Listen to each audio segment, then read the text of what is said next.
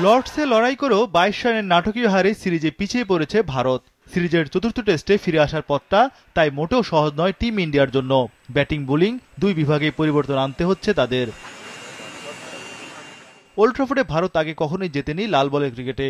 এই ভেন্যুতে মোট 9টি টেস্ট খেলেছে ভারত, সঙ্গে একাধিক চোটের ধাক্কায় জর্জরিত সফরকারী দল।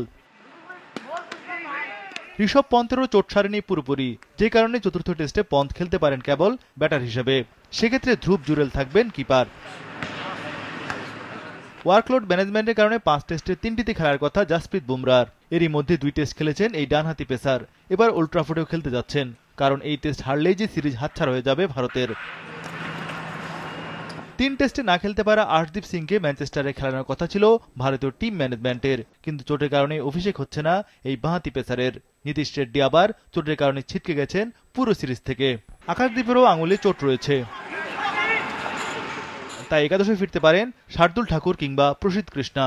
এদিকে ব্যাকআপ হিসেবে দলের সঙ্গে যুক্ত হয়েছেন হরিয়ানা প্রদেশের ডানহাতি পেসার আনসুল কাম্বুজ। ওয়াশিংটন সুন্দর দলের বাইরে গেলে চায়নাম্যান কুলদীপ যাদব থাকবেন একাদশে। ব্যাটিং অর্ডারে করুণ নায়ারের উপর আস্থা নেই টিম ম্যানেজমেন্টের, তাই সাইদ সুদর্শন খেলতে পারেন ওয়ান ডাউনে।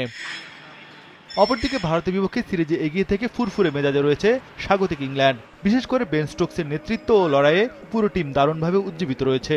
তার উপর ওল্ড ট্রাফোর্ড ইংল্যান্ডের জন্য বেশ পয়া ভেন্যু। এই শতাব্দীতে 20টি টেস্ট খেলেছে ইংলিশরা এখানে, যার মধ্যে 14টিতে জিতেছে, হেরেছে মাত্র 2টিতে, ড্র হয়েছে বাকি 4টি।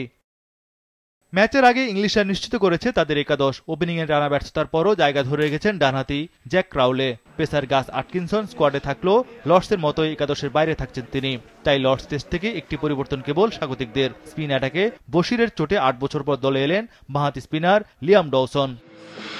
পেসার এক সামলাবেন জোফ্রা আর্চার, ক্রিস ওকস ও ব্রাইডন কার্স, সঙ্গে বেন স্টোকস তো রয়েছেনই।